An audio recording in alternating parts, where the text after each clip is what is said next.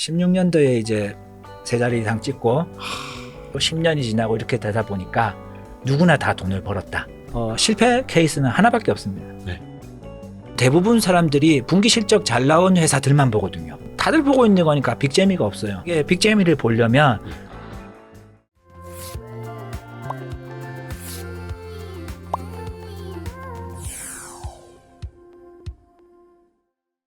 진짜 제가 뵙고 싶었고 모시고 싶었던 드디어 깡패토끼님을 모셨습니다. 깡패토끼님. 감사합니다. 반갑습니다. 깡패토끼 줄여서 깡토. 네네. 깡토라면 아마 조금 전업 투자 좀 했다 아니면은 제야의 고수들 얘기 좀 들어봤다 하시는 분들은 깡토님은 좀 이렇게 들으셨을 것 같아요. 근데 대외 활동은 거의 안 하시고. 네네, 그렇죠. 예전에 뭐 2010년, 뭐 11년, 뭐 그때는 좀 활동을 많이 했었는데 예. 그 이후부터는 뭐 딱히 안 했어요. 그러니까 거의 한 10여 년 전에 당시 증권방송, 케이블 방송에 나가셨던 영상을 본 기억이 있어요. 흑역사입니다. 아이, 뭐 흑역사 아니야. 근데 왜 이렇게 그 사이에 대외 활동 많이 안 하셨어요? 뭐 나가봤자 사실 뭐 어떤 득이 없잖아요. 이 나간다고 했을 때 제일 무서운 게 이제 구설수고 예, 사람들이 이제 입방아 노리는 것도 무섭고 예, 여러 가지 이슈도 많았어요. 하기서 또 이게 어떤 유명세를 이용을 해서 뭐 책을 판매하거나 아니면 뭐 이제 사업을 하시거나 이런 분들 아니면 사실 이렇게 미디어에 노출되는 거 다들 안 좋아하시죠? 네, 그렇죠. 그래서 이 제야의 고수들을 섭외하기가 그렇게 힘든 겁니다, 여러분. 이게 그냥 되는 게 아닙니다. 우리 깡토님도 제가 아주 오래전부터 모시고 싶었던 분이고요. 혹시 모르시는 분들을 위해서 필명 깡패토끼가 무슨 뜻이? 좀 무서운 일을 좀 하셨나요? 아니요. 그 제가 필명 만든 게 그때 2010년도쯤에 저기 엽기토끼 마시멜로 뭐 이런 게 유행했었거든요. 우와, 추억의 엽기토끼. 요즘 하나 넣어주세요. 혹시 요즘 MZ 세대들은 엽기토끼 몰라요? 그때 이제 만들었던 게 깡패토끼인데 예. 그러다가 이제 줄여서 이제 깡토라고 하는 거고 깡토. 예, 지금은 또 바꿨습니다. 예? 예, 주식 좀 잘하라고 예. 깡통이라고 하고 있습니다.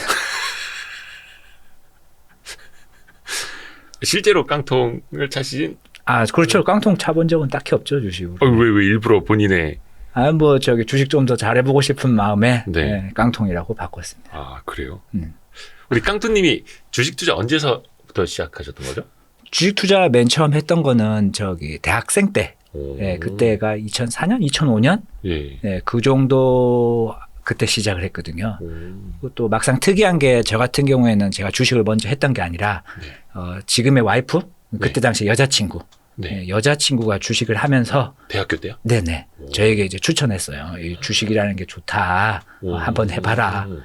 그때만 해도 이제 부정적인 시각이 매우 강했거든요. 네네네. 예, 주식하면 도박 아니냐, 말아먹는 거 아니냐 이런 심리가 되게 강했었는데 와이프가 이제 그때 주식을 처음 하면서 장인어른이 네. 그때 상장했던 신규주를 와이프한테 사줬어요. 오. 너도 같이 커가라. 이제 이 회사도 같이 성장했다. 네네네. 되게 좋은 의도였거든요. 예. 근데 그게 작전주였어요.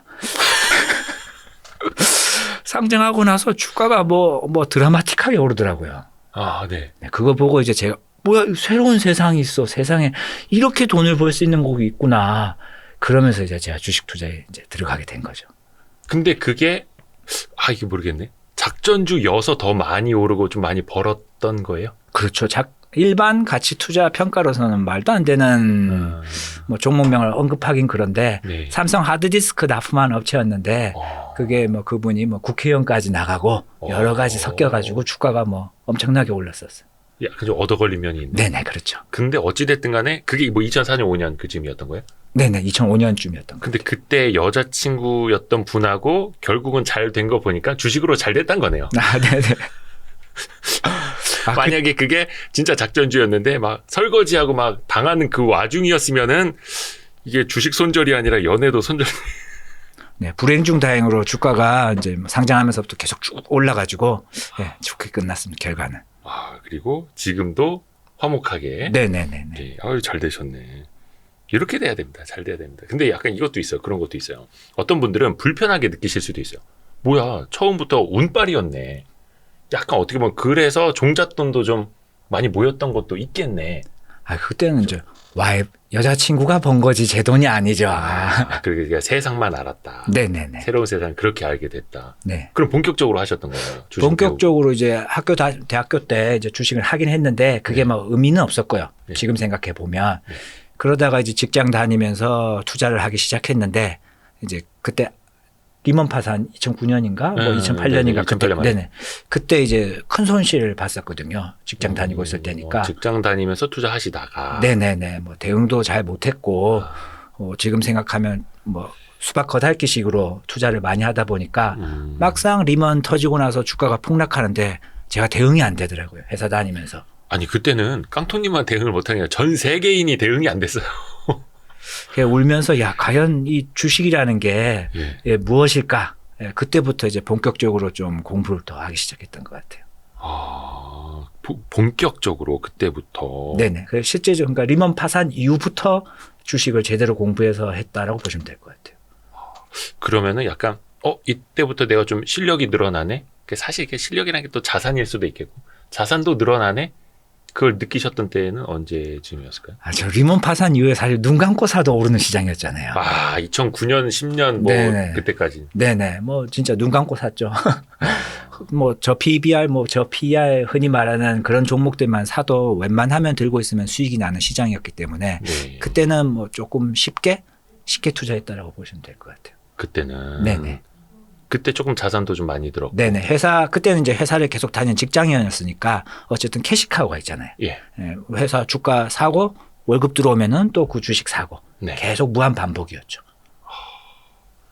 근데 사실 2011년부터는 그러니까 혹시나 모르시는 분들은 2020년 초에 팬데믹 때문에 시장 무너지고 2020년 뭐 한 4월부터 막 랠리 펼쳐 21년 초까지 그냥 막 뭘 사도 오르고 주린이들도 같이 많이 버는 시장. 그게 2008년 말 그리고 2009년 10년 랠리였다고 이제 생각을 하면 되는데 2011년부터 사실은 그때부터는 시장은 조금 힘들지 않았습니까? 네네. 장기 횡보하면서. 그럼 그때부터도 계속 버셨어요? 2011년도에 제가 전업을 시작했어요. 오. 네네. 이제 어느 정도 자산도 불려 나갔고. 잠시만요. 그러면 직장 생활 하다가 2년 만에 돈을 많이 모아서 전업을 할 정도로 모으셨다고요? 그러니까 돈의 액수가 사실 중요한 게 아니라 전업하는데 의지가 제일 중요한 거잖아요. 그래요? 네네. 그때 당시에 뭐 지금 생각하면 그 돈으로 어떻게 전업을 시작했나 할 정도인데. 여쭤봐도 됩니까? 죄송하지만. 어떤? 전업할 때 그 시드머니? 10억도 안 됐습니다. 뭐 10억도 안 되고도 많기는 한 건데. 네. 네. 그때는 되게 작았고요. 10억도 안 됐었고, 그 상태에서 그때 뭐, 얘기를 해도 될지 모르겠는데, 네. 냉철. 네. 그 친구랑 이제 술 마시면서 이제 얘기를 하다가 내가 자기도 이렇게 하고 있는데, 야, 깡통 너 못할 게 뭐가 있느냐. 용기를 붙들어 준 거죠. 그때 냉철TV 홍일영은 어디 가면 이러고 있을 때요. 홍일영도 사실 뭐 반지하 살면서 5천만 원 가지고 자수성가 어마어마한 분이죠, 사실은. 네. 근데 그때 뭐라 해야 되나? 같이 한번 으쌰으쌰 해봤던. 네, 뭐 으쌰으쌰 하기보다는 네. 그러니까 용기를 줬다는 거죠. 저는 부산에 있었는데, 예. 야, 내가 서울에 와서 아무것도 없이 서울에 와서 전업 투자라는 걸 해보고 싶다. 이걸 꿈을 줬다고 해야 될까요? 그리고 그때 당시에 제가 이제 어떤 니즈가 있으니까 네. 많은 투자자들을 많이 만나봤거든요. 예. 그때 이제 만났던 게 뭐 좋은 습관님이라든지 뭐 남산주성님이라든지 이제 오면서 얘기를 듣고 네. 또 그분들이 어떻게 투자하고 있고 이제 좀 많이 배웠죠. 네. 그래서 실질적으로 제 투자에 영향을 많이 준 사람은 저 좋은 습관님이거든요. 제가 탐방도 좋은 습관님 때문에 처음 같이 가보고 이렇게 투자를 해야 되는구나. 어떤 가치관을 심어줬다고 해야 될까? 좋은 습관님이 그래도 깡통님 Y3 나왔다면 이 영상 보시겠죠? 네? 저 한마디 영상 편지 한번 띄워주시면 안 됩니까? Y3 한번 나와달라고? 왜냐면 좋은 습관님도 제가 이제 몇 년째 공을 들이고 있는데 이제 이 형님이 제 전화를 안 받아. 습관 형님, 저 나왔습니다. 네, 꼭 나오십시오. 부담스럽습니다. 왜냐면 저도 진짜 존경하는 분이고 네.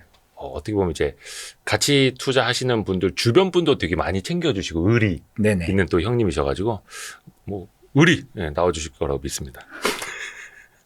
그렇게 해서 주변 사람들의 또 선한 영향도 같이 받으신 거고요. 네네네. 투자 가치관에 뭐 물론 책도 많이 보고 많이 했지만 그래도 사람들 만나면서 스터디하고 이제 흔히 말하는 이제 제야의 고수들 아니면 기관 투자자의 어느 정도 유명세가 있고 자산을 불러왔던 분들 그런 분들의 경험이라든지 투자에 대한 얘기를 들으면서 저도 이런 식으로 투자해야 되겠구나 그렇게 됐다고 보시면 될 것 같아요. 그분들에게 어떻게 보면 이제 가치 탐방도 다니고 어깨 너머로도 배우고 어떤 점부터 이렇게 좀 배우셨다라고 좀 볼 수 있을까요? 뭐 기업 분석이 될 수도 있겠고 뭐 루틴이 될 수도 있겠고 뭐 탐방 노하우도 될 수 있겠고.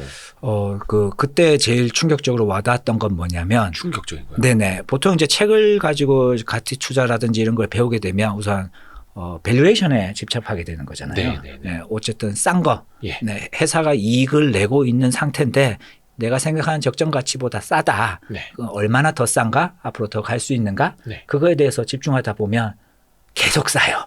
내가 살 때도 쌌는데 네. 1년 뒤도 싸고 2년 뒤도 싸고 계속 싼 거죠.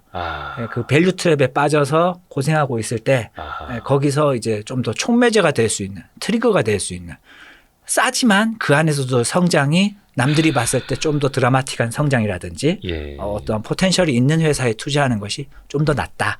왜냐하면 넌 전업 투자자니까 좀 뭐 어느 정도 여유가 있으면 모르겠지만 생활비도 내야 되고 어떤 가장으로서 행동을 해야 되니까 좀 더 빠른 시간 내에 가치 평가가 더 잘 된 회사가 좋지 않겠느냐. 그러면서 그렇게 좀 투자 스타일을 좀 변경하면서부터 실질적으로 수익이 조금 불어나기 시작했습니다. 그러니까 어떤 밸류를 좀 바탕으로 하고 그 위에 성장이 네네. 얹어지는 기업들. 네네. 혹시 저기 뭐냐 11년에 전업을 시작하실 때는 뭐 10억이 안 되는 금액으로 시작하셨다고 했는데 지금 23년이니까 자산 규모 이런 거 여쭤봐도 실례가 아닐까요? 자산 규모는 실례인 것 같아요. 실례인 것 안 같고. 넘어오시네. 네. 네. 그 아시잖아요. 이제 네네네. 부자가 되면 아무도 모르는 부자가 되고 싶다. 뭐 그게 맞는 것 같아요. 그냥 뭐라 해야 될까? 돈은 많이 벌되 유명하진 않고 싶다. 네네네. 이런 것도 맞습니다. 그래서 또 이렇게 나오시는 분들 또 그런 부담이 있으셔가지고 제가 한번 그냥 넌지시 여쭤봤는데 어차피 또 오랜 시간 제 주변에서 이게 검증이 됐던 분들이니까 그래서 자산 규모는 넘어가고 혹시 약간 그런 건 없었습니까? 초반에 이제 대학교 때도 막 급등주도 한번 경험을 하시고 밸류에이션 바탕으로 한 성장주도 보셨는데 그 성장 스토리는 잠시 후에 여쭤보겠는데 초반에 막 굴곡 이런 거는 없었어요? 어려움이나 막 처음에 배우실 때? 처음에는 저도 일반 투자자와 똑같이 트레이딩을 먼저 시작했습니다. 네, 같이 투자라는 걸 뭐 베이스는 깔고 가겠지만 네. 우선은 시장 진입 장벽도 트레이딩이 훨씬 낫잖아요. 배울 재무제표 배우는데 너무 어렵고 뭐 서점에 가더라도 차트 책이 대부분이니까 네네네. 차트 책이라든지 그런 걸 보고 트레이딩을 열심히 했었거든요. 근데 수익이 나는데 문제는 큰 돈은 못 벌겠더라고요. 한 번 벌 때 좀 벌다가 어떤 폭락작이나 조정이 왔을 때 또 까먹고 그게 반복이 되다 보니까 이거로는 좀 부족하다. 진득하게 이제 좀 집중 투자를 할 수 있는 걸 선택해야겠다. 그때부터 가치 투자로 많이 바꿨죠. 트레이딩을 버리고 인베스트 영역으로 들어가면서부터 수익이 많이 늘어나기 시작했어요. 복리로. 그리고 이제 뭐 다들 아시겠지만 패러다임이 생겼죠. 스마트폰. 그 시절에. 네네네. 그때 뭐 핸드폰 다 피처폰 쓰고 있다가 스마트폰으로 다 변경되면서 이 부품주들의 실적이 기하급수적으로 뭐 분기마다 YOY로 뭐 서프라이즈 실적이 나올 때 그때 가장 탐방도 열심히 다니고 가장 큰 수익이 났었습니다. 그러니까 2010년부터 스마트폰 부품주가 지금 거의 2차 전지 관련주들 느낌으로 네네, 엄청나게 성장을 했고 주가도 막 몇 배씩 오르고 막 그랬던 시절. 그렇구나. 그러면은 본인의 어떤 그 투자 스타일 좀 여쭤봐도 되겠습니까? 아까 그러면은 트레이딩부터 시작을 했는데 집중 투자를 할 수 있는 가치 투자 영역으로 좀 변경해서 들어왔다. 네네. 그럼 지금은 어떠세요? 지금은 또 조금 또 달라졌거든요. 그래요? 예, 이게 뭐 아시다시피 가치 투자로 진행하게 되면 포트폴리오가 어느 정도 구성이 되잖아요. 네. 예, 포트폴리오가 구성이 되게 나면 그리고 심심합니다.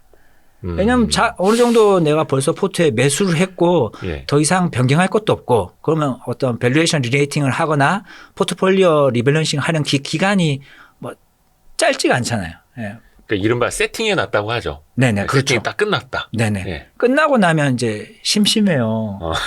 저기 속된 말로 커피도 하루 이틀이고 저기 공원 산책도 하루 이틀이고 뭐 골프도 하루 이틀이지.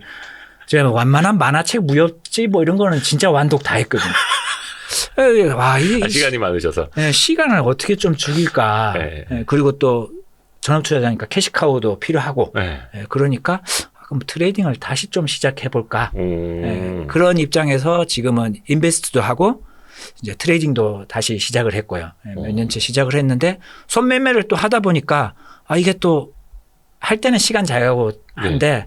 또 사실 무의미하잖아요. 이게 금액이라든지 이런 게 노력 대비 스트레스도 많이 있고. 그래서 어차피 제가 프로그래머 출신이다 보니까 이거를 자동화할 수 없을까 이런 생각에 지금은 시스템 트레이딩도 좀 같이 하고 있습니다. 우와. 이렇게 직접 그런 개발을 하셔가지고요? 네네네. 우와. 어떤 방식으로? 본인이 뭐 사설 HTS나 막 이런 걸 만든 거예요? 그런 건 아니고요. 이제 뭐 키움증권이나 이런 증권사에서는 API라는 걸 제공하거든요. 그 API를 이용해서 내가 원하는 로직에 이제 컴퓨터가 알아서 매수 매도를 해주는 거죠. 이 조건에 들어오면 매수하고 이 조건 벗어나면 매도하고 뭐 이런 식으로 걸어놓고. 네네. 그거는 그러면 전체 자산 중에 시스템 트레이딩 하는 자산의 규모는 어떻게 돼요? 비중으로? 비중은 작습니다. 작게? 예, 많지는 않고요. 그냥 수익으로 얘기하면 그냥 직장인들 연봉 정도는 나올 정도, 웬만한 뭐 그 정도.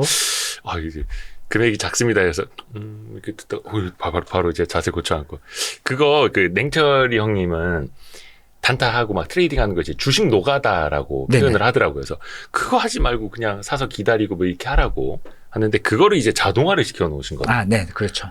야, 대단. 혹시 그 시스템 트레이딩 만드는 게 어렵나요? 혹시 누구나 할 수 있는지 아니면 누구나 할 수 있죠. 할 수 있는데 뭐 기본이 있어야 그러니까 상대적인 거잖아요. 그죠? 누구한테는 쉬울 수도 있는 거고 누구한테는 어려울 수도 있는 거라 이게 마냥 쉽다 어렵다로 접근하기보다는 단순 내가 프로그래머라면은 만들기가 어려운 거죠. 내가 주식 투자자라면은 네네네. 기본 로직을 알고 어떻게 하면 매수하고 매도할지에 대한 로직이 있어야 되는데 네. 그게 없으면은 단순 프로그래머는 개발만으로는 그건 어려운 거죠. 그러니까 뭔가 시스템 로직, 코딩, 프로그래밍 하는 것도 알아야 되는 거고 주식도 네네. 알아야 되는 거고 또 그것도 어떤 값을 입력을 해야 어떤 것들이 기대가 됐는지도 그렇죠. 머릿속에 있어야 되니까. 네네. 가치 투자를 바탕으로 한 장기 투자, 네네. 트레이딩, 시스템 트레이딩. 네, 세 개를 주로 하고 있어요. 요거 표현을 아까 그래서 시스템 트레이딩과 손매매라고 네. 표현을 하시던데. 네. 손으로 하는 매매. 그렇죠. 손으로 하는 매매. 뭐가 다른 거예요, 그러면은? 시스템 트레이딩은 컴퓨터가 하는 거니까 어떤 정규화된 숫자가 필요한 거잖아요. 예. 정확하게 어떤 숫자 값, p-value 값이라든지 그러면 그 수치가 애매한 구간에는 컴퓨터는 안 사는 거죠. 왜냐하면 보수적일 수밖에 없으니까. 네. 근데 손매매로 하면 자의적인 의식이 좀 들어가니까 네. 좀 더 공격적이 되는 거고 예. 심심해서란다. 뭐 심심해서든 뭐 캐시카우가 뭐 필요하든 초과 수익을. 네네 초과 수익을 내려면 손매매가 필요한 거죠. 똑같고 시스템 돌려버리면 똑같이 심심하죠. 또 어떤 사람들 그런 얘기해요. 아니 뭐 가치 투자자라며 왜 그 매매하고 있냐고. 가치 투자는 장기 투자 아니냐고. 뭐 단기 투자는 좀 죄악시하고 막 이런 것도 좀 있거든요. 네네 맞습니다. 그래서 저 같은 경우는 좀 특이한 하이브리드형이라고 좀 볼 수 있는데 예. 저는 이렇게 생각하거든요. 뭐 어쨌든 저의 베이스는 가치 투자 베이스고 뭐 제 자산의 90%는 뭐 거의 가치 투자를 하고 있습니다. 네. 그럼에도 불구하고 시스템 트레이딩이나 일반 트레이딩을 하는 건 두 개의 시장은 별개라고 생각하거든요. 그러니까 틀렸다는 게 아니라 다르다는 거죠. 보통 가치 투자자들이 얘기하는 게 트레이딩 하면 뭐 돈 번 사람이 없다. 뭐 실패한다 이런 얘기를 하지만 트레이딩 해도 버는 사람은 버는 거고요. 네. 인베스트 하는 사람도 같이 버는 사람은 똑같이 버는 거고요. 그렇죠. 다만 제가 경험해서 느낀 거는 트레이딩과 인베스트 두 개를 같이 한다고 봤을 때 네. 인베스트가 더 쉽더라. 네. 그러니까 어느 정도 수준까지는 트레이딩이 되게 쉬워요. 네. 그게 뭐 흔히 말하는 월천이라든지 뭐 그 정도 수익 내기까지는 트레이딩이 생각보다 쉬운데 월천이요? 네네네. 근데 그 이후로 넘어갈 때는 네. 어떤 매매할 때가 슬리피지도 생길 거고 매매 패턴이 많이 바뀌면서 수익 내기가 점점 어려워지는 거예요. 네. 특히 복리로서는 거의 불가능이라는 말은 좀 그런 것 같고 많이 어려운데 그에 비해 인베스트는 복리라든지 자산 규모가 커질수록 좀 더 유리해질 수밖에 없는 거죠. 아, 안정적이고 네네. 뭔가 이제 지속 가능성, 반복 가능성 입장에서. 그래서 이제 그거를 다 같이 하시는 거고 틀린 게 아니라 다른 거다. 네네. 그 방식 저마다의 장단점이 있고 그러니까 어떤 분들 이제 아직도 많이 헷갈리시는 게 가치 투자가 곧 목적이고 장기 투자가 곧 목적인 걸로 아시는 분들이 아직도 좀 계세요. 그러니까 사실 이거는 부를 얻기 위한 수익을 네네. 내기 위한 수단이잖아요. 그렇죠. 그러니까 심지어 이채원 의장님도 그런 말씀 해주셨거든요. 아니 나도 하루 만에 사서 상한가 맞고 팔고 싶다고. 근데 그게 어려우니 장기적 관점에서 보고 가치 투자를 하는 거다라고 거기 이제 함정에 빠지지 않으셨으면 하는 바람을 갖고 있고요.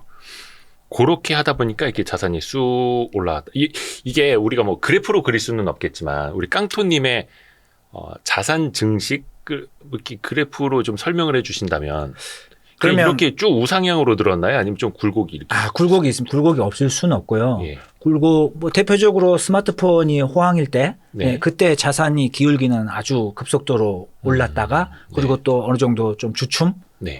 횡보 좀 하다가 계단식으로 상승했다라고 보시는 게 맞을 것 같습니다. 잠깐만요. 계단식 상승은 뭔가 이게 굴곡이 있는 게 아니잖아요.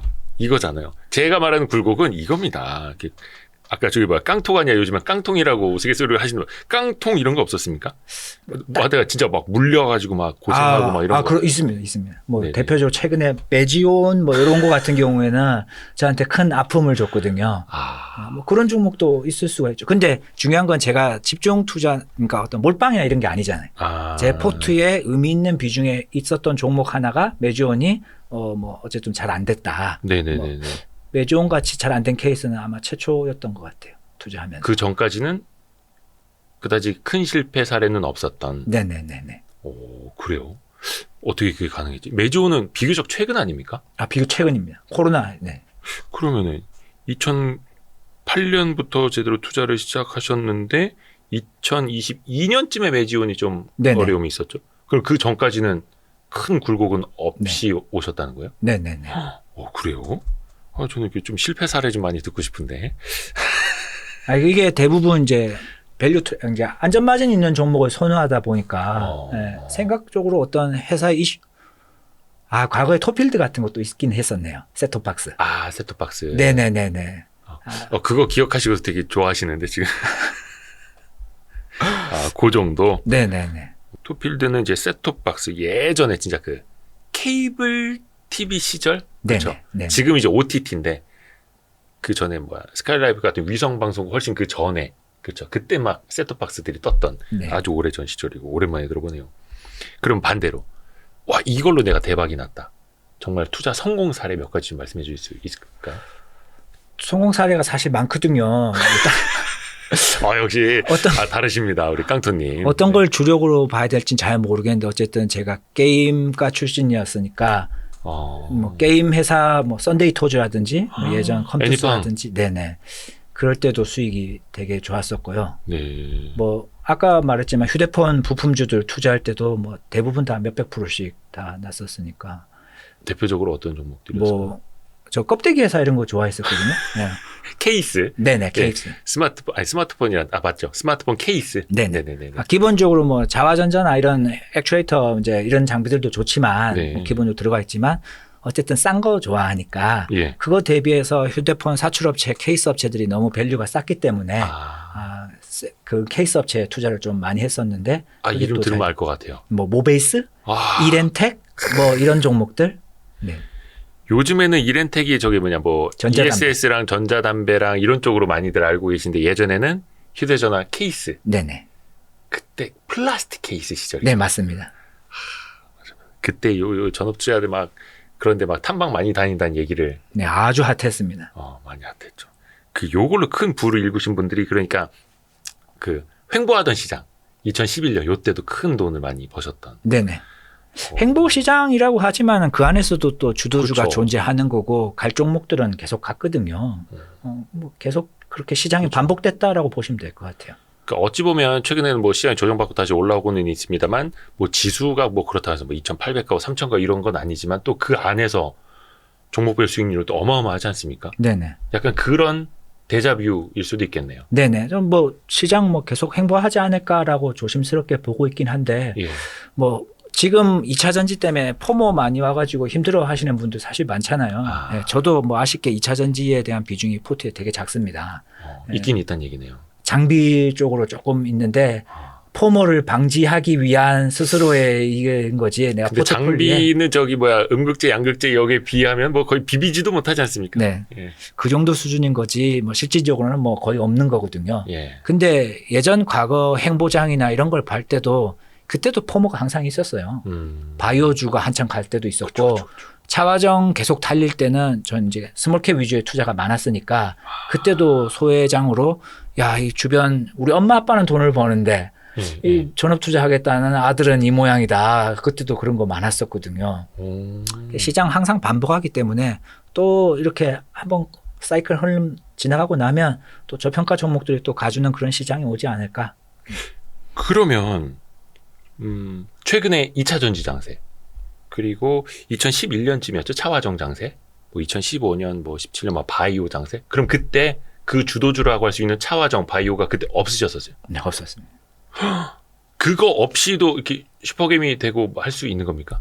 그렇죠. 이제 주가는 어쨌든 싼 게 싸면서 성장, 그러니까 싸다는 이유가 시장의 오해일 수도 있고 소외일 수도 있고 여러 가지 이유가 있을 수 있잖아요. 네. 근데 대부분 오해와 소외를 받은 이런 종목들이 해소가 되니까 오해란 말 그대로 회사는 좋은데 시장에서 못 알아봐주고 있다가 네. 결국 실적이 나오고 어떤 신규 사업이라든지 어떤 비즈니스가 잘 되면 네. 결국 성장하게 되니까 주가도 같이 올라가게 되는 거죠. 그런 종목 뭐가 있나요 혹시? 지금 오해 사고 있고 소외되고 있고 막 이런 것들 지금도 많이 눈에 보이세요? 네, 그렇죠. 지금 뭐 대표적으로 뭐 식료품이라든지 뭐 의류주라든지 네. 네, 이런 것들 상대적으로 다른 올랐던 종목들에 비해서 좀 싼 게 아닌가 저는 생각되거든요. 근데 또 반대로 생각해 보면 의류나 식료품 이런 것들은 막 내수, 그 최근에 뭐 이제 내수 경기 침체되네 이러면서 또 디스카운트 받고 진짜 계속 소외되어 있잖아요. 막 성장이 안 나오는 거 아니냐 막 이러면서. 그러니까 섹터 자체만 보면 이제 조금 다른 섹터에 비해서 조금 비성장, 좀 더 네. 더딘 성장으로 볼 수 있는데 그 안에서도 성장이 또 나오는 회사가 있잖아요. 산업이나 업황은 그렇지만 그 네. 안에서 특출나는 네네네. 회사들. 네. 아, 그리고 여쭤보고 또 싶다. 절대 밸류라는 게 존재하니까 또 네. 워낙 싸면 예. 또 그만큼 또 반등이 또 있는 거고요. 어느 정도의 평가는 받겠죠. 앞 글자만 알려주시면 안 됩니까? 종목 얘기를 해도 되는 건가요?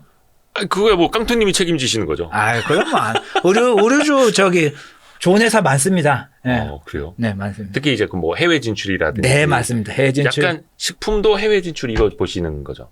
식품은 이제 원 가격하고 네네네. 저기 레깅 효과 네, 이런 거 보여요. 그러니까 판가를 올려놨는데 원재료 가격이 떨어지면서 이익이 좋아지는 회사들. 네네네. 하반기부터는 괜찮아지지 않을까. 근데 의류는 해외 진출 쪽으로. 네네. 그리고 뭐 최근에 섹터 좀 긍정적으로 보는 게 있다면 저기 덴탈 쪽. 네네. 어쨌든 VPA를 시행을 했고 네. 4월 달부터 본격적으로 들어가게 되니까 실질적으로 그동안 중국에서 임플란트를 하겠다는 사람들이 VPA 시행을 기다리고 안 했잖아요. 네네네. 안 하고 있다가 이제 4월부터 시행이 되니까 그때부터 사람들이 몰려서 진행하게 되니까 이런 임플란트 시술 쪽 이런 쪽 같은 경우에는 4월부터 본격적으로 증가하니까 1분기 실적은 슬로우할 거지만 2분기 실적부터는 어닝 서프라이즈가 나올 가능성이 높아서 이 섹터적인 측면에서는 좀 긍정적이지 않을까. 근데 이제 덴탈 임플란트는 오스템 임플란트 이슈가 좀 있었고 거기는 이제 자진 상폐 한다고 하고 그러면 그 외의 군들 네네, 이렇게 그렇습니다. 보시는 거예요? 네네. 이때 중요한 게 이제 시술과 장비로 나눌 수 있는데 네. 이게 만약에 선택이 난 어렵다. 난 시술도 좋고 장비도 좋고 뭐 이렇게 네. 되면 바스켓으로 사는 게 좋지 않을까 그렇게 생각합니다. 근데 이제 그쪽 산업 성장성 놓고 보면은 또 뭐 중국에서의 수익 네, 이런 그렇죠. 것도 긍정적으로 네네. 보고 계시는. 포인트는 중국이라 보시면 될 것 같아요. 국내 시장이나 뭐 이런 거는 성장은 자연 성장 보면 당연히 하는 건데 네.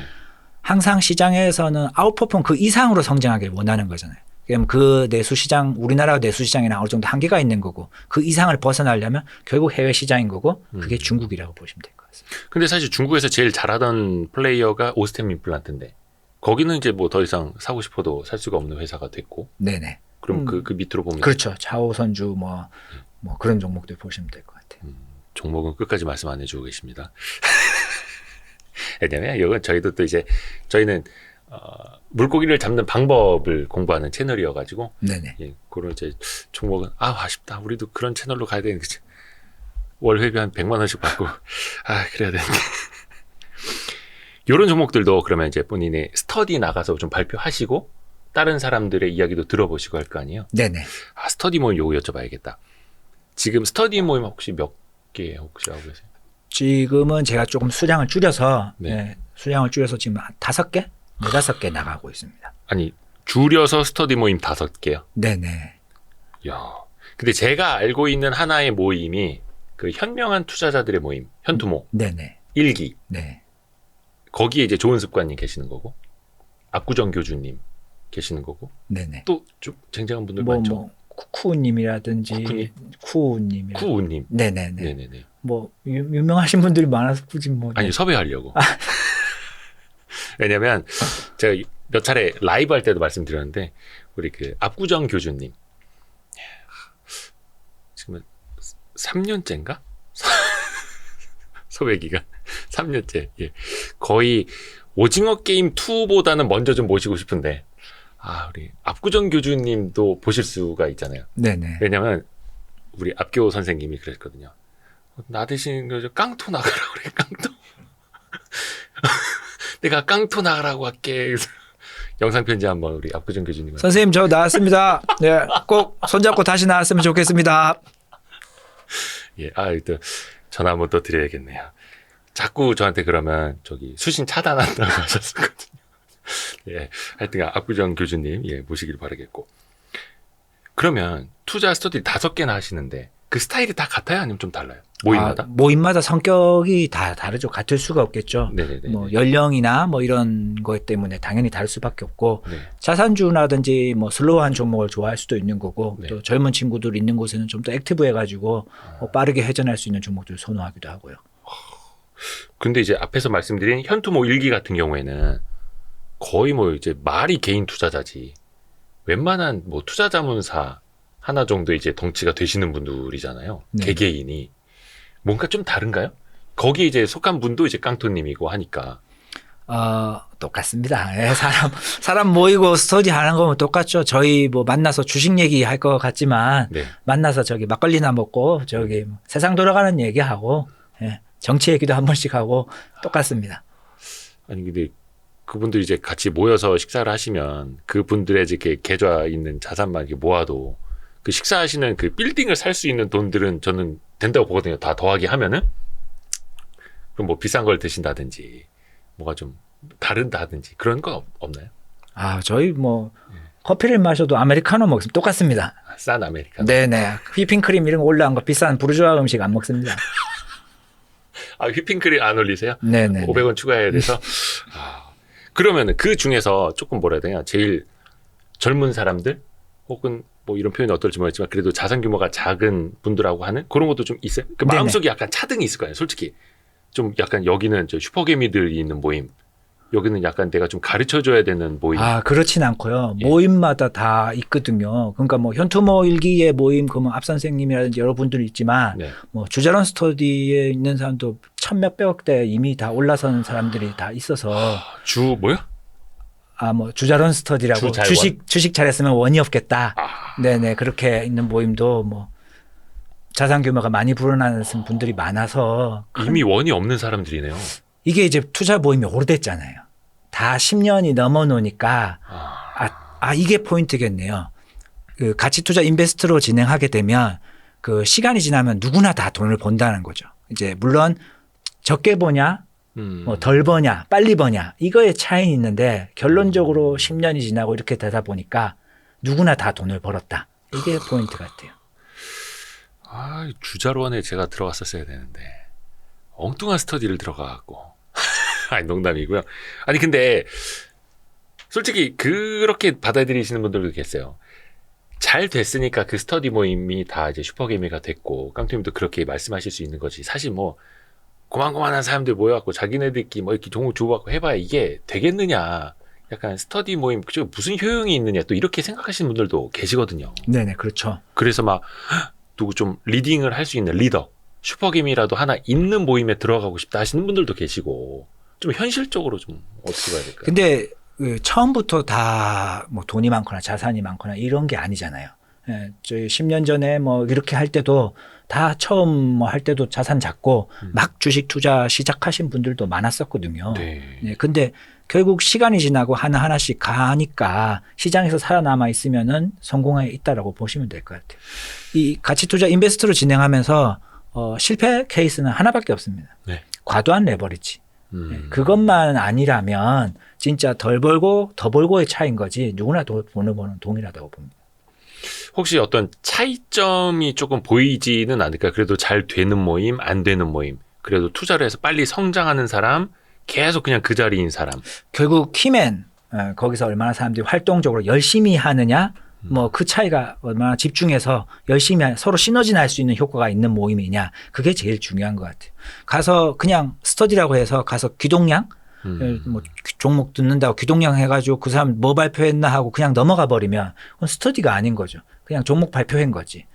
그 사람이 발표를 했을 때 그 사람이 어떤 투자 포인트를 가지고 어떤 생각을 가지고 그 종목을 발표하고 있느냐, 알려주고 있냐, 산업에 대해서 공부하느냐. 그러면 그 종목에 내가 생각했던 투자 기준에 뭐 비슷하다, 괜찮다, 공감이 간다. 그렇게 생각이 든다면 스스로 다시 공부해야 되는 거죠. 다시. 네, 내가 확신이 들 때까지 내가 만약에 어차피 자기가 투자할 거면 그 종목 다시 공부해야 되는 거죠. 아하. 스터디에 네 종목, 내 종목 이런 게 어디 있겠습니까? 예, 결론적으로 내가 그 사람이 발표는 했지만 내가 그 종목을 더 많이 깊게 뎁스 있게 들어가면은 결국 그거는 제 종목인 거죠. 아하. 야, 이게 진짜 중요한 포인트네요. 그러니까 서로 어떻게 보면은 약간 그런 분들도 있어요. 발표하러 나가는. 혹은 누가 발표한 거를 그냥 종목만 듣고 누가 얘기했으니까 그냥 조금만 담아볼게. 그러다 그거 올라가면 나 지금 발도 못 담가 발가락만 담갔는데 벌써 간다고. 또 옳은 거 발표하면은 그거 오르기 전에 발표하지. 그 좋은 스터디는 이게 있어요. 예. 그러니까 어떤 스터디를 할 때 막 종목이 올라가지고 축하합니다. 이게 아니라 형 이거 왜 빠졌어요? 옛날에 발표했는데 투자 포인트 변함이 없어요? 근데 왜 주식은 빠졌어요? 이게 좋은 스터디인 거죠. 네, 그럼 투자 포인트에 변함이 없는데 주가만 빠졌다면은 다른 사람에게 기회가 있는 거죠. 원래 아이디어 그리고 기업의 펀더멘털 이거는 달라진 게 없는데 주가만 빠졌다면 오히려 더 좋은. 네네. 야, 그러게. 질문이 사실 근본적인 차이를 보여줄 수도 있겠네요. 네네. 보통 어떤 기업 이제 가치 투자 배우고 스크리닝을 하잖아요. 좋은 종목을 선별하려고. 네. 그러면 대부분 사람들이 분기 실적 잘 나온 회사들만 보거든요. 가장 최근에 잘. 네네. 근데 이제 그렇게 되면은 다들 보고 있는 거니까 빅재미가 없어요. 빅재미. 네네. 그럼 만약에 빅재미를 보려면 실적이 안 나온 회사들을 다 까봐야 되는 거죠. 지금은 안 좋게 나왔지만 구조적으로 향후 좋게 나올 수 있는 종목군을 만들어내야 돼요. 예, 그 종목군이 앞으로 얼마나 개선이 될 수 있을지 실적이 좋아질 수 있는 건지 계속 추적과 관찰을 해줘야 되는 거겠죠. 그러니까 최근에 잘 된다더라 이게 아니라 지금 안 좋지만 앞에서 말씀하신 이 오해와 소외를 풀어낼 수 있는 회사들을 찾아야 되는 거고. 네네. 그게 싸게 살 수 있는 기회인 거고. 네. 다만 그거는 조금 시간이 더 필요하죠. 그렇죠. 근데 그 종목군이 많아지면 예. 그 시간을 다 버틸 수가 있는 거겠죠. 근데 약간 한 10%는 트레이딩도 하고. 네네네. 꼭 해야 됩니다. 트레이딩. 그래요? 네네. 안 그러면 사람이 심심해요. 그러게. 뭐 좋고 나쁘고 맞고 틀리고가 아니라 다르다라고 아까 처음에도 좀 강조를 해주셨고요. 그러면 약간 뭐라 해야 되나? 깡토님 저 이제 막 시작을 했는데 아니면 이제 막 스터디 모임 들어갔는데 좀 어떻게 공부를 좀 시작해야 되나요? 보고 계시는 분 중에서 그런 좀 질문을 하고 싶다는 분들 계실 것 같아요. 그런 후배들한테 좀 어떻게 조언을 해줄 수 있을까요? 가장 먼저 어떤 종목이나 산업을 공부한다면 이해도가 쉬운 것부터 하는 게 제일 좋다고 보거든요. 이해도. 네네. 예를 들어 우리나라의 산업 대부분이 50%가 한 반도체라고 가정했을 때 반도체 어렵잖아요. 어렵죠. 네, 그래 공부하다 보면 분명히 반도체로 시작해서 주식 공부하겠다고 들어가는데 테크니컬로 들어가거든요. 네, 그러면 결국 그게 야크 턱깎기? 그러니까 엉뚱한 짓을 하고 있는 거거든요. 그래서 난이도가 좀 쉬운 거, 아까도 얘기했지만, 소비재라든지 우리 B2C의 군, 당장 우리가 파악할 수 있고 체크할 수 있는 거, 그런 거 위주로 어떤 종목 분석을 하다 보면 그게 쌓입니다. 예, 그렇게 쌓이다 보면 종목 풀이 늘어나는 거고 이번은 아니더라도 다음번에는 충분히 기회가 닿는 겁니다. 예, 그러면서 반도체도 하나씩 더 추가해서 공부도 하게 되는 거고요. 결국 얼마나 많은 종목군에 대해서 내가 이해도가 있느냐. 예, 그게 결국 수익을 낼 수 있는 지름길이 아닐까. 이거는 워런 버핏이 많이 이야기하는 것처럼 능력의 범위일 수도 있겠고. 근데 이게 항상 누구나 욕심이나 마음이 먼저 앞서니까요. 근데 올라가는 거 보면 테크 주식들 우리나라도 막 한 방 있지 않습니까? 막 2차전지 또 반도체도 한번 흐름 타면 쫙 날아가고 거기서 나 이거 유통 쉽다 그래서 유통 갖고 있었는데 식품 쉽다 그래서 식품 우리 엄마 저 장 보면서 무슨 식품 좋다 그래서 나 저거 사고 있었는데 약간 소외감을 느낄 수가 있잖아요. 맨 처음 서두에 얘기했듯이 식품주라고 해도 거기서 다른 식품주보다 좀 더 월등한 성장이 나올 수 있는 거. 즉 트리거가 될 수 있는 어떤 그런 게 있는 종목들을 선호하는 게 더 좋겠죠. 마냥 싼 거는 진짜 계속 쌀 수가 있어서 싼데 그거를 변화시킬 수 있는 시점, 그게 어떤 가시화될 수 있는 시점에 가까울 때 모니터링 하다가 그때 진입을 하게 되는 거겠죠. 그러니까 아까 초반에 그 밸류 트랩, 밸류에이션 함정, 저평가의 함정에 빠지면 안 된다고 말씀해 주셨는데 여기도 함정이 있는 것 같아요, 사실은. 그래서 워런 버핏도 본인이 이해할 수 있는 범위, 능력의 범위 내에서만 하라고 했는데 그렇다고 해서 그냥 쉬운 것만. 그죠? 저평가네. 근데 성장 안 나오는 쉬운 것만 하고 그냥 쉽게만 있으면 그냥 쉬워지는 거죠. 계좌도 쉬워지는 거죠. 그래서 거기에 빠지지 말아야겠다. 그러면 우리 깡토님 같은 경우에는 가장 좋아하는 섹터, 가장 자신 있는 섹터는 뭘까? 근데 뭐 초반에 막 그 스마트폰 뭐 부품주도 이건 IT잖아요. 되게 기술주고. 네네. 그래서 사실 우리나라의 성장 대부분이 반도체를 많이 엮여 있잖아요. 예. 실질적으로 제가 제일 좋아하는 건 반도체 섹터거든요. 그만큼 이제 공부를 많이 했기 때문에 반도체 섹터를 선호하는 거지. 그렇다고 뭐 반도체 특별히 어떤 섹터를 더 선호하고 뭐 이런 건 없는 것 같아요. 구별이 굳이 없는 거죠. 근데 굳이 가장 자신 있는 섹터라고 꼽는다면? 네네, 반도체는. 반도체. 네네. 반도체도 관련 기업들이 엄청 많지 않습니까? 네네. 8대 공정 막 이렇게 쭉 해가지고. 특히 어느 쪽이? 저는 그래도 전공정 쪽을 더 긍정적으로 보고 있는 거예요. 지금은 반도체 섹터가 최근에는 조금 드라마틱하게 반등이 좀 나오긴 했지만 생각보다 좀 빨리 나왔다고, 반등은 빨리 나왔다고 보고는 있거든요. 생각보다 반등이 빨리 나왔다고요? 네네네. 그래요? 이게 이제 보는 뷰에 따라서 조금 다를 수도 있겠는데. 아니, 왜냐면 그 2022년에는 특히 이제 반도체 많이 갖고 계셨던 분들이 내상을 좀 많이 입으셨잖아요. 네네네. 저도 반도체 주가 있었거든요. 네네네. 지금도 있긴 한데, 특히 하이닉스에 납품하고 있는 장비 회사를 좀 보유하고 있었는데, 상심이 크긴 컸죠. 특히 하이닉스 쪽 납품하는 장비주들이 더 안 좋아요. 네네. 완전 박살났다라고 보시면 될 것 같아요. 박살이라는 표현까지. 네. 근데 지금 최근에 뭐 주가 뭐 한 달도 안 됐나? 한 달 사이에 뭐 저점 대비 100% 이상 올라왔거든요. 예? 저점 대비? 네네. 100% 이상 올라왔거든요. 그런 게 있었어요? 네네네. 좀 미리 좀 연락할 걸. 그러니까 근데 그런 종목이 제가 생각했던 것보다는 빨리 반등이 나온 거죠. 근데 아직 반도체 업황이 돌아섰다 보기에는 사실 조금 애매한 포지션인 구간인 거고. 이제 시작입니까? 그럴 수도 있겠죠. 근데 단기간에 지금 반등이 나왔잖아요. 네. 그게 가장 리스크가 아닐까 생각돼요. 좀 빨리 올랐다라는 거. 네네. 그리고 모든 주식은 피로감이라고 해야 되나? 단기적 반등이 나오게 되면 기술적 반등이든 어떤 반등이 나오게 되면 어떤 그 이후에는 다시 눌림? 네. 조정이 있는 거죠. 그게 뭐 가격 조정이 됐든 기간 조정이 됐든 그거를 이제 버틸 수 있느냐 없느냐의 차이. 그건 것 같아요. 어쨌든 반도체 자체가 시그니컬 투자니까 결국 사이클은 돌아와서 더 좋아지는 거는 맞는데 네. 이미 뭐 작년 말부터 해서 올 초만 얘기를 하더라도 반도체 얘기를 하면 사람들이 시큰둥했거든요. 그렇죠. 예. 사실 그럴 때 사모아가는 게 맞다라고 저는 생각하는 거거든요. 다들 안 좋다 얘기할 때 네네네. 어차피 저점은 아무도 몰라요. 그냥 여유 있을 때마다 생각날 때마다 오늘 반도체나 좀 사볼까? 뭐 그런 식 가벼운 마음으로 계속 사가는 거죠. 모아가다가 이제 시크니컬 돌아와서 호황이 좀 돌아오기 시작하면 그때부터 이제 비중을 줄이기 시작하는 건데. 반대로. 네네. 근데 지금은 업황이 돌아오기 전부터 물론 이제 주식은 선반영이기 때문에 일정 부분 반영되긴 하지만 단기적으로 좀 너무 좀 과하게 오른 거는 좀 맞는 것 같습니다. 요즘에 그런 표현이 생겼더라고요. 반붐온. 왜 반붐온 형님들에서 반도체 붐은 온다 이러면서 믿고 기다리는 형님들. 근데 작년에는 계속 아유, 뭐 경기 침체 온다는데 반도체냐고. 올해 1월에는 야, 저거 AI 로봇 가는데 지금 2월에도 지금 야, 지금 AI 보라고 로봇 보라고. 근데 3월에는 2차 전지 보라고. 그 지금 4월까지 왔는데 이제는 그래도 반도체 붐은 오는 겁니까? 뭐 일정 부분 이미 온 게 아닌가 저는 개인적으로 생각하고요. 어쨌든 주식은 선반영이니까 섹터 자체가 아직 정확하게 돌아서진 않았지만 그래도 뭐 최소한 반영해서 주가는 조금 움직여줬다. 그게 이제 지속적으로 더 갈지 조정이 올지 그거는 이제 예상할 수 없는 거죠. 근데 시간이 지나면 결론적으로 시크니컬 사업이니까 섹터는 더 좋아진다. 그거는 맞다고 보고 있습니다. 섹터는 좋아지는 계절로 가고 있다. 이게 반부몬이에요? 반봄몬이에요? 봄은 온다요? 붐은 온다요? 하여튼 뭐 붐인지 봄인지 뭐 하기 오면 좋을 것 같고요. 그러니까 지금 안 좋을 때 사야 된다. 혹시 우리 깡토님도 자신 없는 섹터가 있습니까? 자신 없고 막 싫어하고 막 이런 섹터? 사실 바이오주는 선호하지 않았거든요. 메지온에. 네네. 메지온이 최초 바이오 투자였다고 보시면 돼요. 제넥신이 있구나. 제넥신도 바이오구나.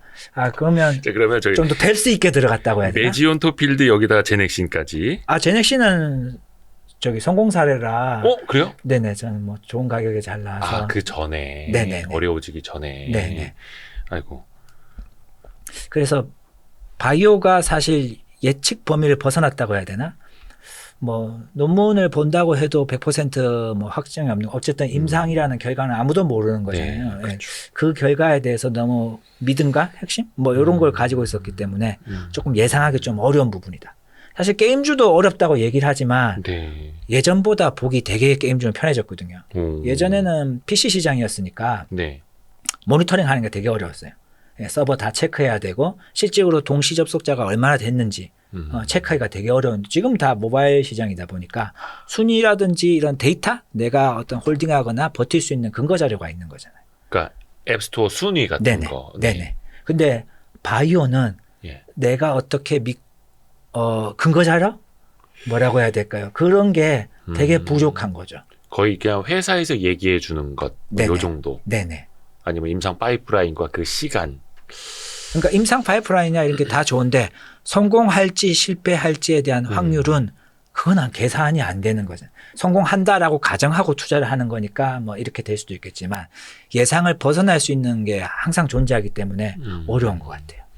그래서 어떻게 보면 이제 바이오는 믿음의 영역이라고 하지 않습니까? 그래서 그 기업에 되게 뭐라 해야 되나 그냥 빠져들고 네네. 깊이 있게 그래서 오랫동안 묶여 있다가 잘 되면 대박인데 안 되면 회사랑 주주랑 같이 이제 나락으로 가는.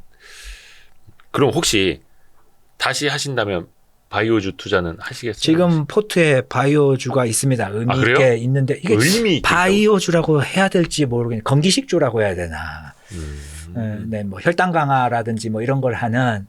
뭔지 알겠네요. 네네네. 그런 종목도 바이오로 봐야 될지 건기식으로 봐야 될지는 모르겠는데 어쨌든 안정적으로 캐시카우를 만들어내고 있고 뭐 파이프라인이 좀 부족하긴 하지만 그래도 회사가 성장하는 구조에 있다라고 생각해서 그 회사 좀 의미 있게 있고요. 그리고 또 최근에는 제가 좀 탈모가 있거든요. 티 안 나는데요? 약을 먹고 있습니다. 뭐 아시다시피 탈모약의 부작용이 좀 있다 보니까 네네네네. 지금은 제가 잠깐 멈추고 있긴 한데 그러면서 이제 주주가 아니라 일반 사용자 입장, 탈모인으로서 이제 그런 회사들을 좀 공부를 해본 거죠. 그러니까 답은 없지만 어느 정도 좀 보탬이 되는 회사가 충분히 있겠구나. 그렇게 해서 뭐 그런 회사 좀 투자하고 있고요. 요거는 이제 어떻게 보면 이제 사용자로서 그리고 투자자로서 같이 보시는. 근데 약간 이런 것들은 비중 조절 이런 거는 본인의 그 이해의 폭과 깊이에 따라서 비중을 달리 가시는지 아니면 기대 수익률에 따라서 좀 비중을 달리 가시는지 어떻게 하세요? 근데 이제 일반 바이오주랑 얘네 둘은 조금 또 다르거든요. 그래서 결국 저는 이 친구들도 결국 밸류에이션 계산해서 나름대로 계산해서 한 거라 임상에 대한 기대감을 통해서 투자를 한 게 아니라 이미 이제 제품 출시나 제품 이제 상용화에 맞춰서 일반 B2C 제품 팔리듯이 그거 개념으로 좀 접근한 거라서 좀 다를 것 같아요. 그러니까 그 임상의 어떤 뭐 가능성 이걸 예측해서 하는 게 아니라 나오고 있는 숫자를 바탕으로 한 투자. 그래서 바이오주지만 이거 바이오주라 불리기 조금 애매한 구간들. 그런 식으로 해서 이것도 이제 데이터 바탕으로 하겠다. 혹시 지난해 투자 성적을 좀 여쭤봐도 되겠습니까? 왜냐면 22년도에는 정말 잘하시던 분들도 마이너스 30% 되신 분들 많거든요. 좀 한 마이너스 10%로 해도 선방에 또 막 잘했다고 하고. 저도 어떠셨어요? 작년에 저 손실 봤고요. 예. 네, 뭐 시장 대비 아웃퍼폼 했다고는 하지만 네. 뭐 전업 투자잖아요. 네. 돈을 벌어야 되는데 결론적으로 손실이 났던 해로 마무리 지었습니다. 근데 뭐 올해 연초부터 2월 때부터 뭐 시장이 워낙 좋았기 때문에 작년에 손실 본 거 이상으로 뭐 주가는 뭐 다 올라왔다라고 보시면 될 것 같아요. 그러면 계좌는 사상 최고 계좌를 네네. 쓰고 계시는 거예요? 네네네. 그래서 오늘 이렇게 자신감이 넘치셨구나. 이게 2차 전지만 계속 갔으면 예. 안 나왔을 거예요. 힘들어서. 야, 그래도 상대적 박탈감은 누구나 다 있는 거죠. 근데 최근에 이제 2차 전지 약간 주춤하면서 순환매가 돌아오면서 반도체도 좀 가지고 그런 건기식 이런 종목들도 좀 가지고 그렇게 하면서 고가 찍고 있습니다. 근데 2차 전지는 또 이제 많은 분들이 좋아하시고 또 성장이 확실한 산업이기는 한데 혹시 뭐 어떤 뭐 우려가 있으셔서 좀 비중을 많이 안 하시나요? 아니요. 우려가 있기보다는 공부가 늦었다고 보시면 될 것 같아요. 섹터를 긍정적으로 보긴 했는데 곁다리로 그냥 장비주나 이제 좀 샀고 이게 전기차에 대해서 불확실성이 나는 좀 생각을 했었거든요. 그때는 제가 공부가 미흡했기 때문에 진입을 못했고 그럼 나중에라도 공부해서 진입을 했었어야 되는데 제가 부족했던 것 같아요. 근데 뭐 사실 전 산업에 대해서 다들 그렇게 깊이 있게 공부하기는 사실 되게 힘들잖아요. 아무리 전업 투자자라고 할지라도 약간 뭐 공부하시면서 혹은 투자하시면서 막 후회되는 점이나 뭐 이런 거는 혹시 없어요? 나 이런 거 좀 할 걸 왜 그런 거 이거 살 걸 막 이런 거. 껄무새는 뭐 항상 있죠. 매일 고민합니다. 예를 들어 아까 종목풀을 많이 만들어 놓는다고 했는데 네. 종목풀을 만든다고 해도 커버 못할 때가 많잖아요. 분명히 나 이때쯤 다시 봐야지 하고 체크리스트에 넣었는데 그냥 지나고 났다가 다시 보면 주가가 막 가 있을 때 야 내가 이거 공부 많이 해놨는데 괜히 타이밍제다가 못 들어갔구나. 그냥 들어가서 어차피 싸고 좋고 상황이 좋으니까 버텨주면 될 텐데 그럼 예를 들어 최근에 올랐다는 제가 들고 있는 반도체도 마찬가지인 거죠. 네. 그거는 계속 제가 보유하고 있었기 때문에 뭐 큰 수익이 난 건데 똑같은 스터디를 하거나 공부하는 사람들도 반도체 야 이거 재미없을 거야. 기간을 재는 거죠. 아직 돌아오기 전이니까 물론 선반영 하겠지만은 네. 그 시기는 모르니까 막 많이 투자하긴 그렇고 조금 투자에다가 올라가면 사야지. 그러고 있는 상태다. 하다가 그냥 주가가 올라가는 케이스 되게 많습니다. 그러면은 이제 굳이 두 개로 나눠서 한번 여쭤볼게요. 정말 씨 펀더멘털 좋고 싸고 이런 종목 있으면 내가 조금 일찍 들어가서 좀 물렸다가 기다렸다가 가는 것과 조금 이제 상승이 나타나서 약간 비싸게는 사되 시간을 버는 것 굳이 구분하자면 깡토님은 좀 어느 쪽을 선호하세요? 종목마다 케이스 케바케인 것 같습니다. 네네네. 이게 왜냐하면 집중 투자해야 될 종목이다. 되게 내가 너무 마음에 든다. 네. 많이 사야 되잖아요. 네. 짧은 구간 안에 많이 살 수가 없어요. 그러다 보면은 좀 기간을 좀 길게 가지고 최소한 슬리피지가 없을 정도로 살려면은 조금 기간을 길게 보고 계속 매집해야 된다고 해야 되나? 그렇게 사모아 가야 되는 거죠. 근데 내가 이 종목은 내 포트폴리오의 비중이 그 정도까지는 아니야. 그런 종목들은 올라가는 걸 따라 사기도 합니다. 그건 이제 케바케로. 네네. 그러면 이건 내가 집중 투자해야지. 그 기준은 혹시 어떻게 될까요?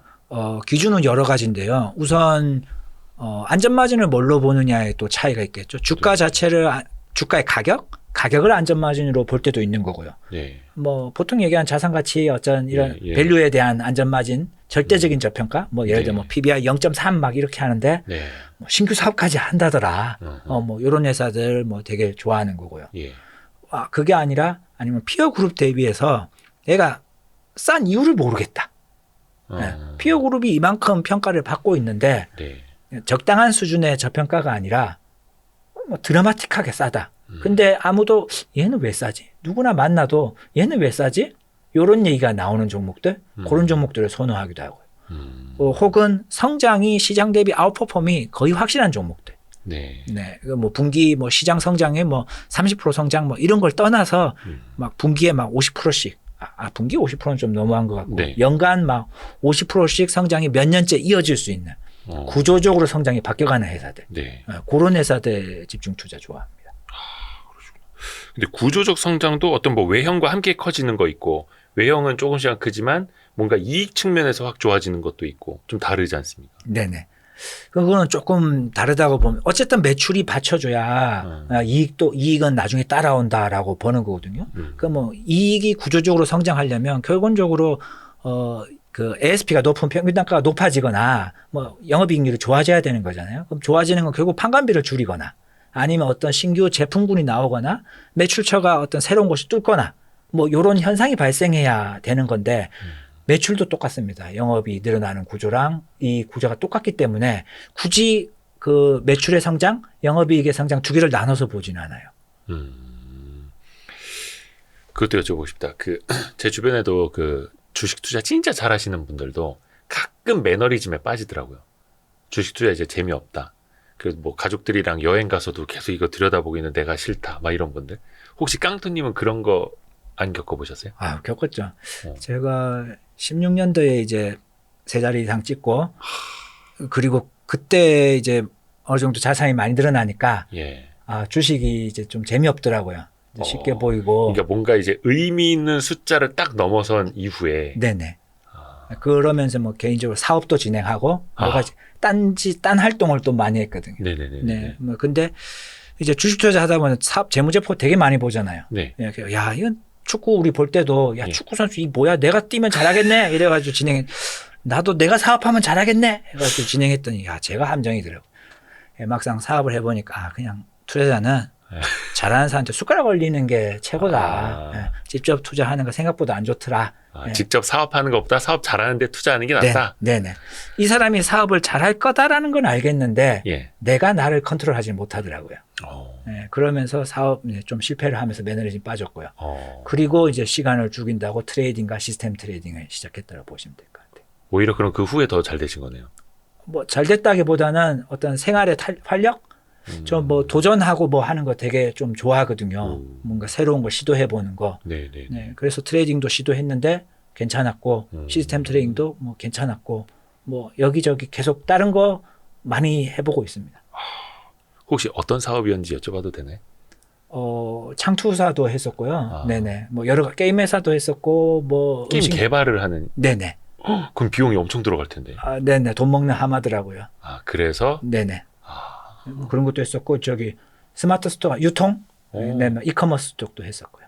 근데 결국 제일 잘 맞는 건 투자자. 네네. 손 올리. 우리 잘하는 사람한테 숟가락 올리는 거. 그게 제일 쉽더라고요. 그래요. 뭐 잘하는 이제 기업을 이제 숟가락 올린다고 표현을 하셨는데 여러 가지 있지 않습니까? 뭐 경영자가 제일 중요한다라든지 아니면 왜 훌륭한 기업을 적정한 가격에 사는 것과 아니면 이제 적정한 기업을 뭐 싼 값에 사는 거 뭐 이렇게 좀 어디에다 무게를 더 두느냐 좀 이것도 다르잖아요. 이게 사실 이제 좋은 CEO가 가장 좋긴 한데 판단할 능력이 안 되더라고요. 왜냐하면 저희 개인 투자자니까 CEO를 만나기도 어렵고 만나봤자 커피 한 잔 먹는 거거든요. 얘기든. 근데 그 CEO의 커피 한 잔 먹으면서 이 사람이 어떤 성향일까 알 수가 없는 거죠. 그렇죠. 뉴스에 나오는 얘기들은 좋은 얘기지. 그렇죠. 포장되죠. 네, 그 CEO가 어떤 사람인지 알 수가 없더라고요. 그리고 실질적으로 미팅을 가져도 회사 탐방을 가면 좋은 얘기 하지 나쁜 얘기 안 하거든요. 그렇죠. 꽃만 심어주는 거지. 그래서 CEO는 이제 배제 대상이 아니고요. 물론 배제 대상이고. 배제 대상이고요. 네네네. 물론 이제 과거에 CEO의 이력이 안 좋다. 어떤 부도덕 뭐 해이가 있다. 뭐 이러면은 아예 뭐 패스긴 하지만 어쨌든 CEO 자체의 어떤 그거는 판단하기가 어려워서 약간 미지수로 좀 놔둔 상태고 좋은 기업을 적당한 가격에 사는 게 저는 긍정적으로 보고 있습니다. 그렇군요. 아까 이제 사업은 조금 이제 하셨는데 좀 어려움을 겪으셨다고 했었고 혹시 그러면 투자자로서 또 다른 목표가 있나요? 목표나 혹은 꿈? 세 자릿수 이후에 막 이런 거 있지 않습니까? 막 사람들이. 지금은 저기 뭐 아까도 얘기했지만 저 뭐 도전해서 뭘 새로 해보는 거 되게 좋아하거든요. 네. 그래서 이제 또 다른 것도 여러 가지 또 한번 시도를 해보려고 우선 지금 시스템 트레이딩도 그냥 주먹구구식이거든요. 예. 이걸 좀 더 뭐 확장도 해볼 생각도 있는 거고, 예. 뭐 좀 더 개발도 해보고 싶고. 시스템 트레이딩을 이제 로직을 짜야 되는데 네네. 이게 되게 그 안에 복잡하잖아요. 막 르네상스 테크놀로지 막 이렇게 하는 겁니까? 그런 게 아니야. 저기 학고방이라고 하죠. 저 같은 사람을. 그냥 혼자 먹고 살만한 그 정도의 수준인 거지. 네. 르네상스. 제가 논문을 되게 많이 읽어보고 네. 번역기 돌려서 이래 봤는데 세상에 똑똑한 사람이 얼마나 많겠어요. 아, 그럼요. 근데 그 사람들도 힘들어하는 거 과연 내가 할 수 있을까 이런 거거든요. 근데 시스템 트레이딩이나 일반 트레이딩으로 수익이 날 수가 있는 이유가 뭐냐면 우리가 동전 던지기를 한다고 했을 때 네. 10번 던진다고 했을 때 확률은 사실 반밖에 안 되잖아요. 네. 근데 누군가는 10번 다 안면이 나오잖아요. 그럴 수가 있죠. 네네네. 그런 통계적인 유의성을 찾는 과정이다. 어. 이렇게 보시면 될 거예요. 그 안에서의 그 트레이딩 엣지라고 해야 되나? 그런 부분에 대한 매매라고 보시면 될 것 같아요. 이제 그거에 대한 이제 확장성을 더 올리고 싶은 거죠. 어떻게 보면 이제 확률적인 투자. 네네. 사실은 좀 들어도 잘 모르겠습니다. 이게 왜냐면 들으시면서도 그런 생각하시는 분들 있을 거예요. 남의 얘기는 되게 쉬워 보여요. 그렇죠. 근데 이게 막상 내가 하려면 사실 가치 투자, 장기 투자도 마찬가지고 정말 기다리는 것도 힘들고 트레이딩 뭐 이런 것도 뭐 남들이 하니까 쉬워 보이기는 하는데 실전 들어가면은 뭐 읽기 바쁘고 막 이럴 때도 많잖아요. 근데 뭐 주식이라는 게 참 쉽게 생각하면 쉽고 예. 어렵게 생각하면 어렵잖아요. 뭐 아니, 그냥 쉽게 트레이딩, 생각해서 인베스트도. 어려운데. 아, 그래요? 예. 싸게 좋은 주식을 싸게 사면 되는 거잖아요. 그죠. 네. 아니, 생각해보면 회사가 존재하는 이유가 돈을 벌려고 존재하는 거잖아요. 그쵸. 수익을 내기 이윤창출. 위해서. 네, 이윤 창출이 목적인데 우리가 하는 거는 당연히 시장 성장만큼 회사는 성장할 거예요. 돈을 벌 거니까 앞으로도. 네. 시장보다 더 많이 성장하는 회사. 그거를 찾아가는 그런 과정인 거잖아요. 네. 그러니까 쉽게 생각해서 내가 뭐 커피숍 한다고 했을 때 커피 잘 팔리는 곳, 사람들이 많이 몰리는 곳, 어떤 핫 이슈가 있는 곳들, 그런 게 목 좋은 곳, 이런 네. 게 장사가 잘 되는 것처럼 주식도 똑같이 앞으로 돈을 잘 벌 곳. 근데 지금도 잘 벌고 있어요. 네. 예. 미래의 꽃만 가지고 앞으로 뭐 여기가 대박 날 것이야. 여기보다는 야 지금도 잘 벌고 있는데 여기에 메뉴 하나 더 추가된대. 예, 이런 게 더 저는 더 선호하는 거죠. 야, 커피도 잘 팔고 있는데 여기에 뭐 음료수 하나 더 추가돼서 매출이 더 늘어날 거야. 근데 커피보다 이번에 나오는 음료수의 영업이익이 더 좋아, 마진이 더 좋아. 예, 그렇게 생각하시면 되게 또 생각보다 또 주식이 쉬울 수도 있죠. 그러니까 잘 되시는 분들은 이렇게 쉽게 말씀을 하시는 공통점이 있어가지고 또 많은 분들은 그걸 이제 배워나가려고 하는 건데 전업 투자자 자체를 또 이제 로망으로 삼으시는 분들이 있어요. 빨리 이제 경제적 자유, 또 회사 생활 너무 힘드니까 빨리 좀 나 퇴사 좀 하고 싶다. 혹시 그런 걸 생각하시면, 왜냐면 이제 또 스터디하는 같이 하는 예를 들어 뭐 젊은 친구들이 있다. 그 친구들도 저도 형님처럼 빨리 전업하고 싶어요. 이렇게 얘기하는 분들 분명히 있을 거란 말이죠. 네네네. 혹시 현실적인 조언은 좀 어떻게 해주고 계세요? 현실적인 조언은 우선은 어느 정도 자산이 있어야겠죠. 아무것도 없이 그냥 물론 저는 아무것도 없이 시작을 하긴 했는데 아니 본인 자기들은 다 조그만한 금액으로 전업 투자 시작해놓고 냉철이 형도 그렇고 뭐 조그만한 돈으로 시작해놓고 그 뭐 얻어 걸린 거죠. 그때는 부족했고요. 예, 시장도 좋았고 네. 네. 이 사람 무조건 다 잘 된다는 보장은 없는 겁니다. 그러니까 자산이 어느 정도 있어야 여유가 생기는 거고 여유가 있어야 사람이 어떤 실수를 안 하는 거예요. 자금이 작고 어쨌든 전업투자를 하려면 캐시카우가 없는 상태에서 당장 월급을 주고 가족을 생활을 해야 되는데 조급해질 수밖에 없어요. 그럼 조급해지면 실수 많이 합니다. 그리고 제가 십몇 년 이렇게 투자하다 보니까 스터디하는 멤버들 중에 위험이 있는 시기가 공통적으로 대부분 있어요. 어떤 시기요? 이제 보통 젊은 친구들이 결혼할 때. 예. 그때 자산을 확 늘리고 싶어서 무리한 투자. 네. 무리한 투자를 해가지고 손해를 보는 친구들이 생각보다 많아요. 그리고 이제 아기가 생겼을 때. 그때 보면 그 이유가 하나거든요. 빨리 좀 더 벌고 싶다. 가족들을 위해서. 그러다 보면 무리한 투자가 들어간 거고 평소에 레버리지를 안정적으로 썼다라면은 그때는 또 이상하게 확신이 들어서 좀 더 무리한 레버리지를 쓰는 거거든요. 근데 뭐 잘 된 케이스도 있겠지만 안 된 케이스도 있으니까 무조건 좋은 것만 보지 말고 안 된 케이스 생각한다라면 그런 무리한 투자를 안 해야 되는. 결국 그게 어떤 내가 전업 투자를 한다고 했을 때 여유가 좀 있어야지 그런 무리한 투자를 안 한다는 거죠. 여유가 있어야 되는데 사실 근데 여유는 자산에서 나온다라는 어떻게 보면 이제 닭이 먼저냐 달걀이 먼저냐 일 수도 있는데 여기 방송 보시는 구독자분들 대부분 인베스트 영역이잖아요. 트레이딩 영역이 아니라 인베스트가 최고 장점이 그거죠. 저기 캐시카우 직장 다니면서 네. 캐시카우 있는 상태에서 좋은 회사 꾸준히 모아가면 예, 그게 가장 저는 베스트라고 보고 있습니다. 혹시나 그런 것도 있을까요? 실수를 하지 않는 방법. 그러니까 단순히 레버리지, 대출 무리해서 쓰지 않는다라는 건데 이것도 어떻게 보면 이제 사람 성향일 수도 있겠고 원체 성격적으로 이제 급한 사람도 있고 아니면 어떤 사람 정말 잃는 거 싫어가지고 정말 안전마진 완전히 확보하고 잃지 않는 투자만 하시는 분들도 있는데 이걸 어떤 노하우적인 걸로 실수하지 않는 방법을 말씀해 주실 수 있는 게 있을까요? 제가 생각에 투자는 사실 정답이 없잖아요. 예. 정답 그러니까 뭐 자기만 다 서로의 옷이 있다라고 생각하는 거거든요. 네. 누구는 뭐 빨리 가는 그런 옷을 좋아하는 거고 트레이딩하는 걸 좋아하는 사람도 있을 거고 누구는 천천히 안전마진 높여서 나는 잃는 게 싫어. 시장 수익률가 아웃퍼폼한 그 정도만 됐으면 좋겠어. 뭐 그런 사람도 있는 거고. 네. 그래서 정답이 없다라고 저는 생각하거든요. 대신 다른 사람의 말이나 이런 행동이 틀렸다고 생각하기보다는 나와 다르다라는 생각을 가지고 그거 내용을 조금 계속 기억을 했으면 좋겠어요. 네, 그래야 실수도 작아지는 거거든요. 왜냐하면 자기의 정답만 맞고 옳다고만 생각하면 거기서 고집과 아집이 생기는 거고 실수가 나온다고 저는 생각해요. 근데 융통성 있게 전체적으로 다 뭐 듣고 얘기를 생각을 하다 보면은 아, 이 사람 저런 생각도 있구나. 이럴 수도 있어. 아, 왜 주식이 빠졌나? 이 주식은 문제가 없는데 다른 사람 말 듣고 이럴 수도 있구나. 네, 그렇게 좀 유한 생각을 가지면 실수가 작아지지 않나 생각해요.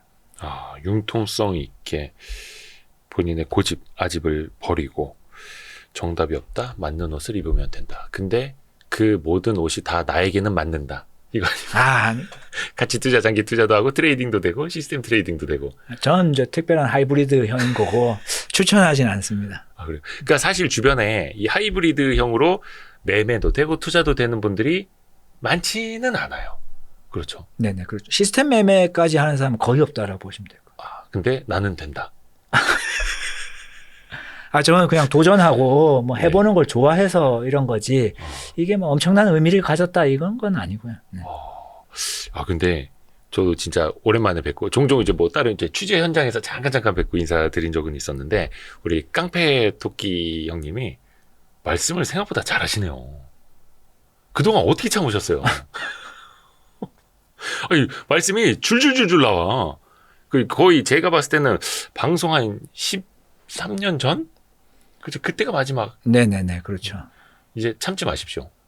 저 심심해서 벽 보고 얘기하고 이제 전화 투자하면 심심합니다. 네. 그래서 심심하실 때는 와이스트리트 나오셔서 이 투자의 후배들에게 또 한번 이제 길을 좀 밝혀주십시오. 네. 오늘 진짜 여의도까지 와주셔서 너무 감사드립니다. 다음에 또 한번 뵙겠습니다. 다음에는 우리 좋은 습관 형님, 압구정 교주님 같이 한번 이제 꼭 나와주시리라 믿고 있겠고요. 또 이제 감사합니다. 네. 고맙습니다. 네. 고생하셨습니다.